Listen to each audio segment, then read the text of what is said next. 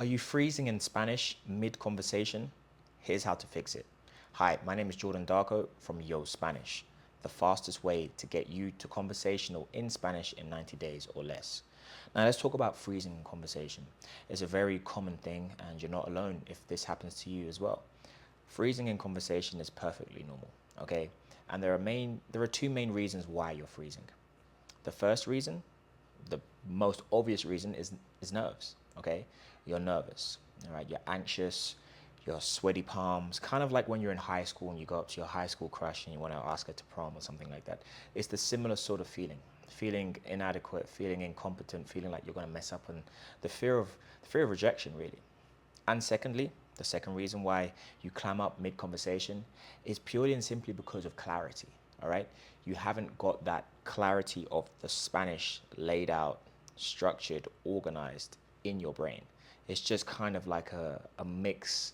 You're trying to grab um, something from the air, like a leaf from the air, and it's all the leaves are blowing around in the air, and you're trying to grab one. Like there's no real organization. It's just absolutely random, okay? So those are the two reasons, clarity and nerves, okay? So we're going to start with the most obvious reason, which is the nerves, okay? Now, nerves come from a lack of confidence, and the lack of confidence comes from a lack of competence, all right? So it's in anything that you do in life, when you are confident, that's usually because you are competent. So the better you get at something, the more confident you get doing it. So there's no secret that somebody who's really good at what they do, they usually exercise and execute whatever it is that they're doing with confidence because they know that they've got the competence. Sort of like when you go to a high school exam. I wasn't so great in school. I was kind of average, right? I wasn't like the most dumbest kid in the class, but I certainly wasn't the most intelligent in the class, academically speaking.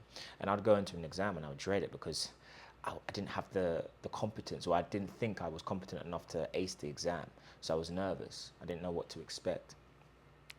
Compared to playing football, for example, I was always really good at football, especially in my younger years. And, you know, I would go to the game with excitement. I was excited to play and show what I could do because I knew I was good. And especially when you start playing and you realize your position is not so great, and it's like, man, these guys are trash. Like, and then it gives you more confidence because you know that you can do it, and you just really you're itching to prove it.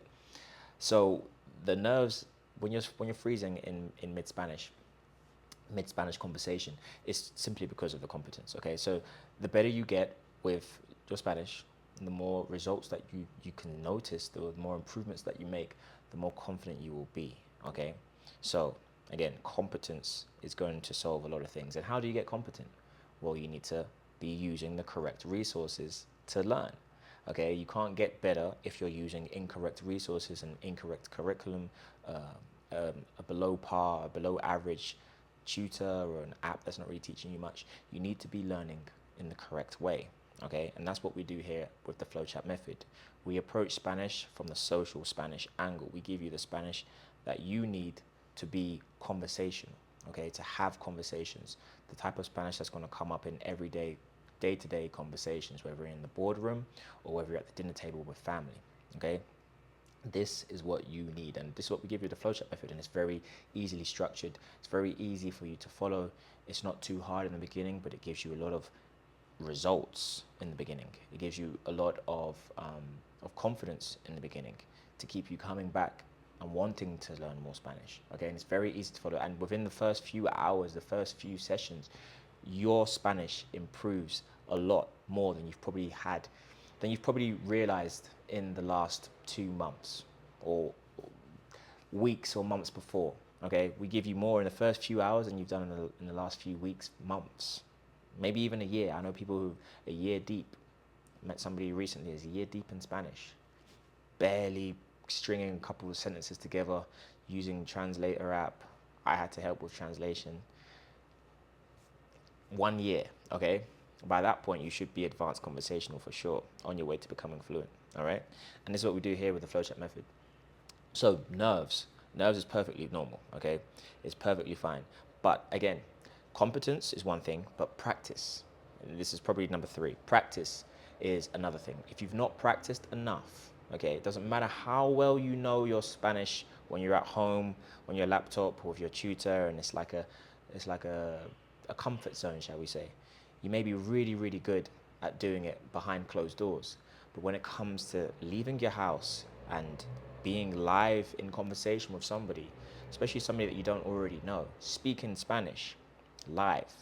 There's no, let me just quickly check SpanishDictionary.com, let me just quickly check the translator, or let me just go through my notes. There's none of that. There's no pause. You're live in the moment. You might choke. And sometimes it's often the words or the phrases or the verbs or any conjugation or anything related to, whatever you need to say in Spanish that you already know. You already know it. And you know it. And this is the thing, you know the word, but you just can't think of it at the time. But you know that you know the word, but you just don't know why it's not coming out, or the phrase, or the whatever it is that you're trying to say. You know how to say it. You said it times before, but you just can't think. You just gone blank, and that is because of performance anxiety. Performance anxiety. That is a big one. And again, it's the same in sports. It's the same in showbiz. It's the same in business. All right. You may have rehearsed your lines 100 times in your bedroom in the mirror. But when it comes to being live on stage, you choke because maybe you've not been live on stage much. Maybe you've not done any dress rehearsals. Maybe you shot the free throw 100 times in training, and then 3 days later on the Saturday, on the game day, one free throw you have to shoot in the final minutes of the game in front of 5,000 people. Everyone's watching and you miss. Because it's the performance anxiety. And it's the same with soccer, football. Harry Kane in the World Cup, 2022 World Cup. I'm from England, so I feel this pain. In the quarterfinals, last 8 of the competition against France, he scores penalties all the time in the Premier League, all the time in the small games against small teams or whatever. But when it came to the biggest stage, he put the ball over the bar. He didn't even hit the target. Again, I don't want to speak on another person, but that could be down to performance anxiety, like one of the most important times, and he missed. Not because he's not competent, but because he's not done it so many times at that high stage, okay? At the highest level where it really, really matters, where the whole nation's watching. There's so much pressure to level the game in the dying moments of the game. So again, it's the same thing, whether it's showbiz, business, sports, performance anxiety. And I used to suffer that when I used to play football too. Okay, in training it doesn't really matter. There's no consequences. But in the game, live, in the moment, when everybody's watching and there's pressure, you feel it, and then it changes the way that you perform. And speaking Spanish is performing, however you like to look at it. So the solution to this is to just do it more. There's no shortcut. There's no way. If you're freezing mid sentences in Spanish, speaking with people, and I met somebody recently who said the exact same words to me. I just freeze. I just go blank in conversations because you're not doing it enough. Okay. And again, LeBron James never said, how many hours a day do I need to spend practicing basketball to make it to the NBA? He never said that. Okay. You just do as much as you can. All right. So always going outside, finding Spanish speakers, getting in those communities. If you can't do that, we offer the role play here 3 times a week. yospanishroleplay.com, and you can get 3 role play sessions a week, 2 evening sessions in New York, 1 evening session in Europe, London. And you can get access to that and practice your Spanish in a judgment-free zone with people just like yourself, and also our coach, who is also a native Spanish speaker but fluent English speaker. So again, you can do that and practice every single week, 3 times a week, and really take advantage of that. And if you can't find anybody to practice with in your day-to-day life, wherever you're living, whatever city you're in. Okay, so practicing speaking Spanish, practicing what you've learned at home on a repetitive basis it takes you further away from that freezing in Spanish moment. Like, I don't ever freeze mid-sentence, okay?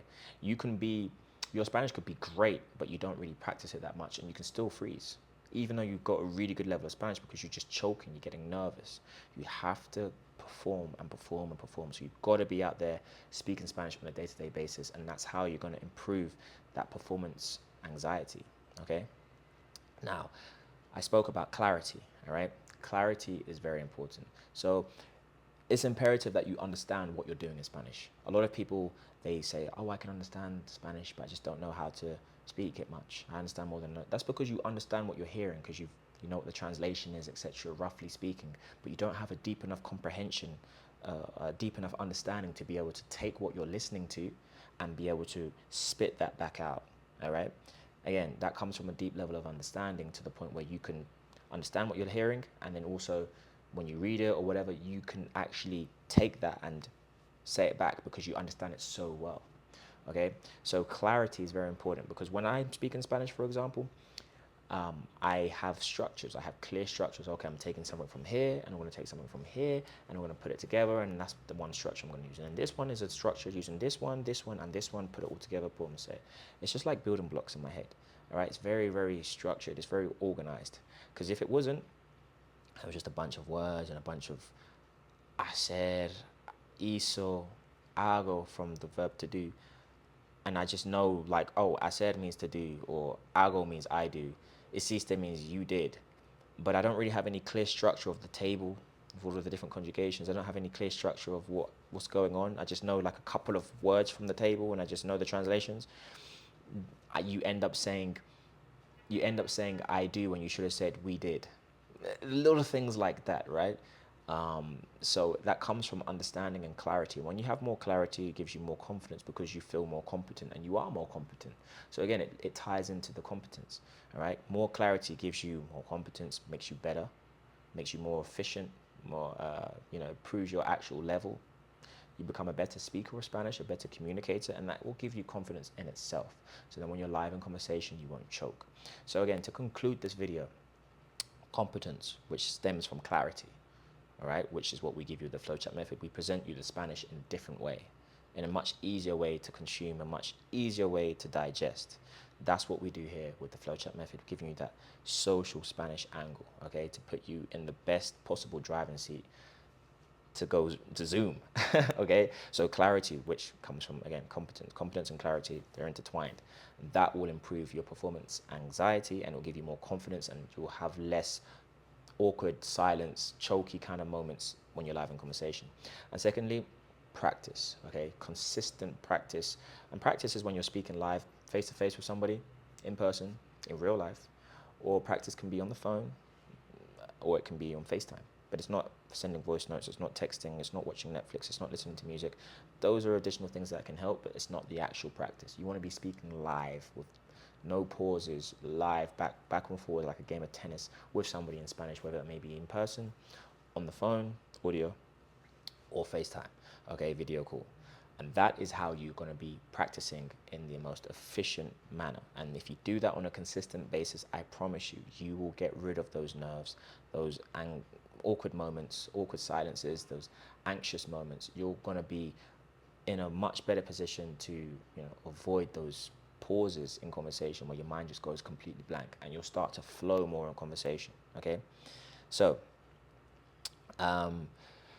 and the very final thing, actually, I guess this is like a bonus point. It's confidence. And we've already spoken about confidence, but you have to believe, regardless. Okay, you have to believe that you can do this. All right. So when it comes to being behind closed doors, you need to know your level. You need to know, okay, I'm not that great here and here. I need to excel more in this. I need to focus more on this part because I'm not so great at the conjugations. I'm not so great at the subjunctive. I'm not so great at the past form or the past tense or whatever, adjectives. You know where you need to focus, and you get better at that. But when you come live in the game, and it's live in conversation, I'm Enrique Iglesias. I am Shakira. You need to believe that you are Latino, or that you're from Spain, or you need to own it. Your name is not John, it's Juan.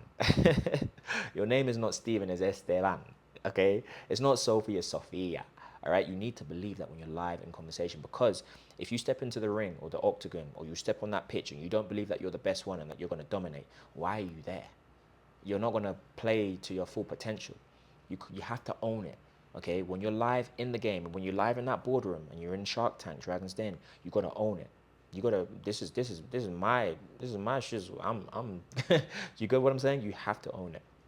When you step out now, you step out the boardroom, you step out the octagon, you step off that pitch. Now you're asking Cristiano Ronaldo, Mbappe, Messi for the autograph. But just moments earlier, you were like, these guys are not getting past me. I'm gonna put them in the ground. I don't care who you are and what. I don't give a damn.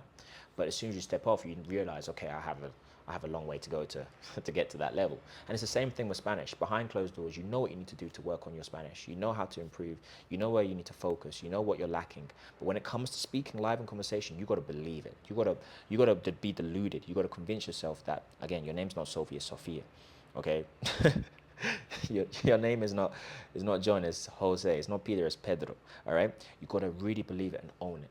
And that way you will see the difference. People say, oh, my Spanish is better when I'm drunk. Why is that? I'm not telling you to go and drink Don Julio and down shots of Henny. This is not what I'm telling you to do. But it's because it changes your mindset to believe that you're less nervous, you're less anxious, and you're more relaxed, and you just flow. Okay? So that's what you need to do. Not drinking Don Julio, don't drink alcohol. But you just need to relax and believe that you can do it, because you can. All right, you need to have that confidence when you're speaking, and this is what we do with the FlowChat method. We give you that confidence, because again, competence is directly linked with confidence. Once you improve your level, your confidence is just going to naturally come. But you can also personally do that yourself by just telling yourself, I can do this, when you're live in conversation. And I promise you, will see the difference. And it's something that, I've exercised, and I've instilled in all of my students, that you've got to be confident. And I've seen the results for myself and for our students. Okay, so again, if you don't want to choke, believe in yourself, self-confidence, practice as much as you can with people. Just keep speaking, keep diving into conversations, no matter how scary it may seem. All right, and also using the FlowChat method, you're going to improve your level, you're going to improve your ability and your competence, and that's going to give you more confidence in itself. Okay, and it's going to give you more clarity with what you're doing, so you feel a lot more chilled out when you're speaking Spanish, and you're not so jittery because you don't really know what to do. You've got the foundations, you know what to take from your brain, from here, from there. Okay, I'm going to compartmentalize this and structure it this way. Oh, it's actually pretty chill. Okay, and it's going to give you that confidence so you don't choke mid-sentence in Spanish. Thanks for watching the video. As always, Jordan Darko from Your Spanish. Links in below, in the description below. yospanishroleplay.com. If you don't have anybody to practice with, or you're a bit nervous when it comes to speaking with strangers, at least you can, alongside practicing, or you can start with yospanishroleplay.com, where you can have 3 sessions every single week, going through a script, role-playing, practicing speaking Spanish, going backwards and forth for people just like yourself on the same mission, and also with our Yo Spanish coach, who is a fluent speaker in both English and Spanish, and you'll get great help over there for sure. And you can also check out yospanish.com for all of our... Ooh, that's actually my alarm to wake up, but I woke up like an hour earlier today to do these videos. So you can also check out yospanish.com, and yospanish.com you can find all of our coaching resources there. You can have one-to-one coaching with one of our coaches here at Your Spanish, or you can have one-to-one coaching with myself, Jordan Darko. Check out our socials, Your Spanish Official, on Instagram and TikTok. And yes, make sure you share this with somebody who you think might want to hear this. Comment, like, and most importantly, subscribe if you're not already subscribed. And I will see you on the next video. Vamos pues. Muchísimas gracias.